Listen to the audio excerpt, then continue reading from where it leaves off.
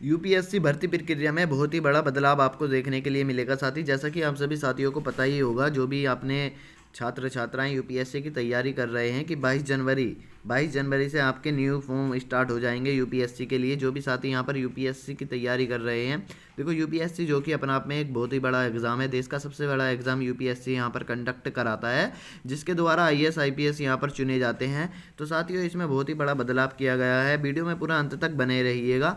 साथ ही अगर बात करेंगे बड़े बदलाव की, तो यहाँ पर जितने भी हमारे साथी रिजर्व कैटेगरी से आते हैं, एससी एसटी ओबीसी, यानी कि साथी जितने भी साथी यहाँ पर रिजर्व कैटेगरी से आते हैं, जर्नल को छोड़कर, जर्नल में भी साथी ईडब्ल्यूएस वालों को छोड़कर, उनके लिए खास करके बदलाव किया गया है। क्या बदलाव किया गया है उसको जानने से पहले सभी साथी जो भी भाई चैनल पे नया है, वो चैनल को सब्सक्राइब करके बेल आइकन को प्रेस कर दे, ताकि सभी नोटिफिकेशन की अपडेट आपको प्राप्त होती रहे। अब बदलाव के बारे में अगर साथी बात करेंगे, तो यहाँ पर बदलाव ये किया गया है, जैसे कि आप सभी साथियों को पता है, यूपीएससी की तैयारी करने में मिनिमम साथी 2-3 वर्ष का समय लगता है, जो कि एवरेज स्टूडेंट को इतना टाइम लगता ही लगता है एग्ज़ाम क्वालिफाई करने के लिए। वरना 1 साल तो कम से कम साथी, कितना भी हाई फाई बच्चा क्यों ना हो, 1 साल तो उसको तैयारी करने में लगेगा, क्योंकि यूपीएससी अपने आप में एक बहुत ही बड़ा एग्ज़ाम है। ठीक है, अगर बात करेंगे तो क्या बदलाव हुआ है साथी, यहाँ पर जो भी हमारे रिजर्व कैटेगरी से होते थे साथी, क्या ईडब्ल्यूएस साथी, ओबीसी और साथी यहाँ पर एससी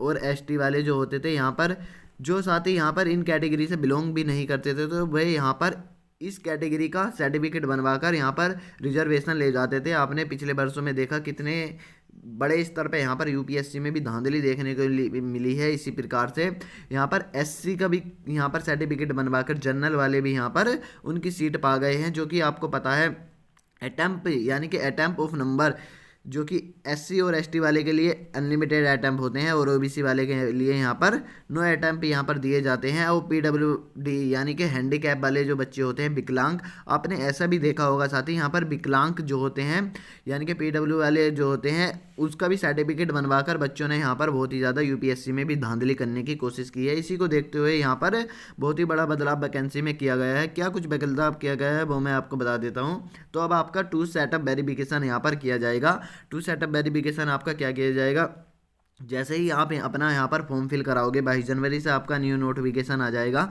आप फॉर्म फिल कराओगे और वहाँ पर आप अपनी कैटेगरी को मेंशन करोगे, ओबीसी, ईडब्ल्यूएस या साथ ही एससी एसटी ऐसे भी कुछ करके, तो वहाँ पर आपको अपना कास्ट सर्टिफिकेट अपलोड करना होगा। कास्ट सर्टिफिकेट आपका सेंट्रल लेवल का मांगा जाएगा। क्या साथी, आपका कास्ट सर्टिफिकेट यहाँ पर अब जा सेंट्रल लेवल का, अब कास्ट सर्टिफिकेट आपका बना हुआ होना चाहिए, तभी यहाँ पर वैलिड माना जाएगा। कास्ट सर्टिफिकेट सेंट्रल लेवल का कहाँ से बनता है साथी, वो मैं आपको बता देता हूँ। सेंट्रल लेवल का कास्ट सर्टिफिकेट आपका वहीं से बनाया जाता है, अपने ब्लॉक द्वारा, जहाँ से आप अपना मूल निवास या साथी आय प्रमाण पत्र सभी चीज़ें बनवाते हैं, वहीं से आपका सेंट्रल लेवल का कास्ट सर्टिफिकेट बन के आएगा। तो आपको वही बनवाना है। तो साथी, एक तो आपका ये बदलाव हो गया। अगर दूसरे की ओर बात करेंगे तो साथी यहाँ पर अटैम्प्ट की संख्या, जो कि आपको पता है, यहाँ पर क्या एससी और एसटी वालों को अनलिमिटेड अटैम्प्ट की संख्या यहाँ पर दी गई है। तो साथी, इसमें आपको जलने वाली कोई बात नहीं है, क्योंकि आपने देखा कि हमारे यहाँ पर एससी और एसटी वर्ग के जो लोग हैं, वे काफ़ी पिछड़े वर्ग के लोग हैं। अब आप कुछ जगह पर देखोगे तो जैसे झारखंड वगैरह में, तो यहाँ पर वो एससी और एसटी से बिलोंग करने वाले यार पहाड़ों पर रहते हैं यहाँ पर, और अपना जीवन यापन कर रहे हैं। सभी को एक स्तर पर लेकर चलने के लिए सरकार इनको रिजर्वेशन देती है। तो इससे आपको बिल्कुल भी जलना नहीं है। जो भी अपनी कट ऑफ है जर्नल की या साथ ही ओबीसी की, उसको क्वालिफाई करके अपना आईएएस पीसीएस बनना है। आपको इससे कोई भी दिक्कत होने वाली कोई बात नहीं होनी चाहिए। अगर बात करेंगे तो इसके सिलेबस की, तो इसमें क्या कुछ पूछा जाता है, सभी विषयों पर डिटेल में चर्चा करेंगे। और 2 सेटअप वेरिफिकेशन आपका क्या होता है, ये मैं आपको थोड़ा बता देता हूँ। देखो, 2 सेटअप वेरिफिकेशन आपका वो होगा साथ ही, जब आप यहाँ पर क्या करेंगे, जब आप यहाँ पर प्री और मेंस दोनों क्वालिफाई कर जाएंगे, दोनों ही क्वालिफाई कर जाएंगे, तो फिर आपके घर एक टीम भेजी जाएगी, आपके घर टीम भेजी जाएगी, और वो टीम यह सुनिश्चित करेगी कि आप जिस कैटेगरी से फॉर्म फिल किए हो या जिस कैटेगरी से आप यूपीएससी को क्वालिफाई किए हो, आप उस कैटेगरी से बिलोंग करते हो या नहीं हो। अगर करते हो तो ठीक है, वरना साथ ही उस केस में आपके साथ क्या कुछ होने वाला है, आप उसको थोड़ा समझने की कोशिश करेंगे। उस केस में आपके साथ होगा ये कि आपकी पावर सारी छिन जाएगी, और साथ ही आपको रेस्टिकेट कर दिया जाएगा। रेस्टिकेट यानी कि आप ज़िंदगी में अपना कोई भी एग्ज़ाम्स गवर्नमेंट के लिए गवर्नमेंट एग्ज़ाम कोई भी दे नहीं पाओगे। और साथ ही जितना भी ट्रेनिंग के टाइम पर आप पर पैसा खर्च किया गया होगा, जितना भी ट्रेनिंग के लिए आप पर पैसा खर्च किया गया होगा वो आपसे वसूल कर लिया जाएगा। अगर आप उसको देने के लिए एलिजिबल हैं तो ठीक है, वरना आपकी देखो जो भूमि उमी होती है आपके गांव वगैरह में होगी ज़मीन वगैरह, तो उसको नीलाम कर दिया जाएगा। ऐसा कुछ कर सकते हैं। तो साथ ही अपना कुछ भी आपको ऐसा कुछ नहीं करवाना है फेक चीज़ें, और अपना अच्छे तरीके से तैयारी करके ही एग्ज़ाम को क्लियर करना है। आपने देखा होगा साथ ही, अगर आप यहाँ पर अपना आय प्रमाण पत्र बनवाते हैं, आय प्रमाण पत्र, तो उसमें आपकी खतौनी संख्या मांगी जाती है। यानी कि खतौनी संख्या क्या होती है, ज़मीन की ये यहाँ पर फ़र्द मांगते हैं। तो साथ ही आप वहाँ पर फर्जी फ़र्दों से अपना बातचीत करके अपनी आय प्रमाण पत्र कम आय लगवा कर बनवा लेते हैं। तो यहाँ पर ये सभी चीज़ें एक तरीके से अनवैलिड रूप से बेकार मानी जाती है। तो आपको ऐसा कुछ नहीं करना है, अपने ही दम पर आपको सिलेक्शन लेना है। यूपीएससी जो कि आपका एक बहुत बड़ा एग्ज़ाम है, ये यहाँ पर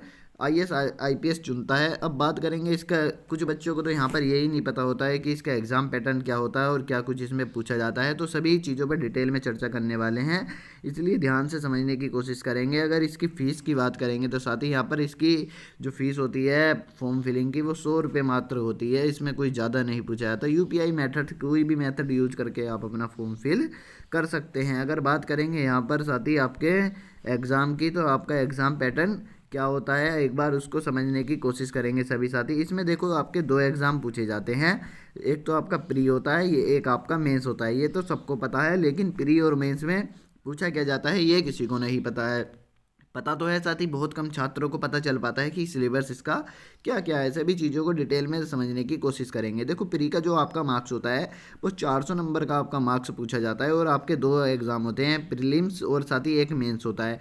जो प्री आपका होता है वो साथ ही आपका ऑब्जेक्टिव टाइप होता है, यानी कि प्री आपका क्वालिफाई नेचर होता है। बस प्री को आपको क्वालिफाई करना होता है, बाकी इसमें कुछ नहीं होता है। और एक आपका मेंस पूछा जाता है। मेंस में 9 पेपर आपके होते हैं, और साथियों को पता नहीं होता 9 पेपर कौन कौन से सब्जेक्ट के होते हैं। एक बार सभी को समझने की कोशिश करेंगे, ठीक है। प्रीलिम्स का एग्ज़ाम आपका 200 मार्क्स का होता है, जो कि आपको मैंने बता दिया है। और साथ ही इसमें मल्टीपल चॉइस क्वेश्चन होते हैं, यानी कि एमसीक्यू की फॉर्म में, और इसको क्वालिफाई करने के लिए आपको 33% मार्क्स लाने होते हैं। यानी कि 400 का अगर तुम 33% मार्क्स निकालोगे तो साथ ही आपका 132 के आसपास मार्क्स बैठेंगे। तो आपको इतने मार्क्स इसको क्वालिफाई करने के लिए लाने होते हैं। और इसकी अगर लैंग्वेज की बात करेंगे तो हिंदी और इंग्लिश, आप दोनों में से कोई भी लैंग्वेज यूज कर सकते हैं अपने एग्ज़ाम को देने के लिए, जिसमें भी आप अच्छे होंगे।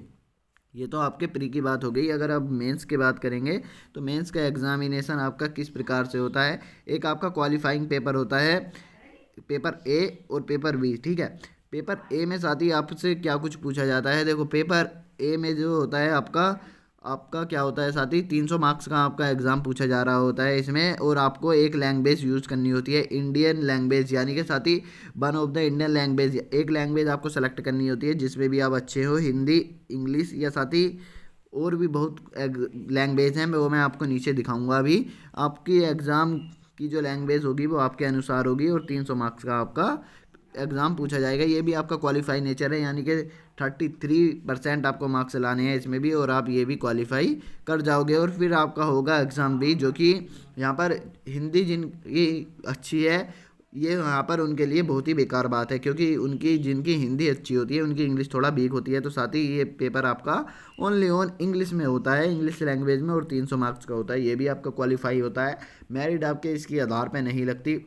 भाई मैं आपको बताऊंगा मेरिट किन पेपरों को देने से आपकी मेरिट लगती है, किन क्वेश्चन पेपर के आधार पर आपकी मेरिट बनती है। ये आपका क्वालिफाई होता है। 33% आपको इसमें मार्क्स लाने होते हैं, ज़्यादा कुछ नहीं करना होता है। अब देखो जो मेरिट आपकी बनती है, एक बार मैं आपको दिखा देता हूँ मेरिट आपकी कहाँ से बनती है। मेरिट आपकी देखो यहाँ से बनती है साथी। कहाँ से? मेरिट आपकी इतने पोर्शन से बनती है। ये जो आप पोर्शन देख रहे हो, इतने पेपरों में से आपकी मेरिट बनती है। अब इन पेपरों की बात करेंगे, इनमें क्या कुछ आपसे पूछा जा रहा होता है और कितने मार्क्स के यहाँ पर ये पेपर होते हैं। अगर पेपर एक की बात करेंगे तो इजी पूछा जाता है, इसमें 250 मार्क्स का ये आपका एग्ज़ाम होता है। जनरल स्टडी 1 का पेपर होता है आपका, ये भी आपका 250 मार्क्स का पूछा जाता है, जिसमें आपसे हिस्ट्री, ज्योग्राफी और साथ ही इंडियन कल्चर के बारे में बात होती है। ये आप सभी चीज़ें आपसे पूछी जा रही होती हैं। अगर पेपर थर्ड की बात करेंगे तो इसमें governance, constitution, polity, social justice and inter, ये सभी चीज़ें इसमें पूछी जाती हैं। ये भी सभी 250 मार्क्स की आपसे पूछी जा रही होती हैं। अगर पार्ट 4 की बात करेंगे, क्वेश्चन पेपर 4 की बात करेंगे, तो इसमें भी आपसे जनरल स्टडी थर्ड पोर्शन से पूछा जाता है, जिसमें इकोनॉमिक्स वगैरह आपकी आ जाती है, बायोडाइवर्सिटी, ये भी आपसे 250 मार्क्स का ही पूछा जाता है। अगर क्वेश्चन पेपर 4 की बात करेंगे तो इस साथ ही जीके जीएस के ये आपके 4 पेपर पूछे जाते हैं और इन सभी के आधार पर आपकी मेरिट बनती है। ठीक है, इसमें एप्टीट्यूड पूछा जाता है आपका, ये भी 250 नंबर का होता है आपका।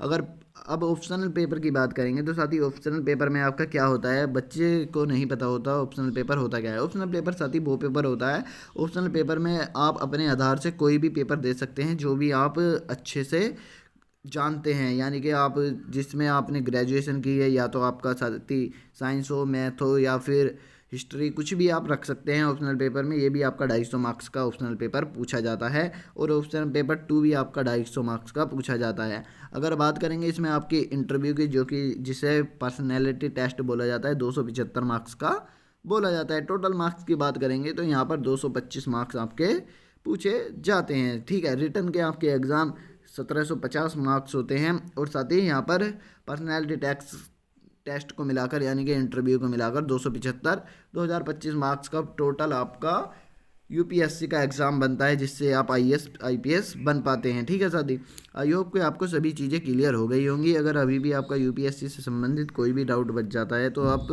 बता दीजिएगा, वीडियो के डिस्क्रिप्शन में कमेंट करके चले जाइएगा। और ऑप्शनल पेपर की लैंग्वेज की बात करेंगे तो ये देखो आपकी इतनी लैंग्वेज होती है, इनमें से आपको कोई एक लैंग्वेज आनी चाहिए ऑप्शनल पेपर में, और साथ ही आप यहाँ पर उनमें अपना एग्ज़ाम क्वालिफाई कर पाओगे। सभी चीज़ें आपको क्लियर कर दी हैं, क्या कुछ बदलाव हुआ है। अभी भी अगर आपका कोई डाउट बच जाता है तो साथ ही वीडियो में कमेंट कर जाइएगा और चैनल को सब्सक्राइब करके बेल आइकन को प्रेस करके एक लाइक वीडियो को ज़रूर कर दीजिएगा। वीडियो को ज़्यादा से ज़्यादा शेयर करना बिल्कुल ना भूलिएगा। मिलते हैं ऐसे ही किसी नेक्स्ट वीडियो में, तब तक के लिए जय हिंद, जय भारत, वंदे मातरम।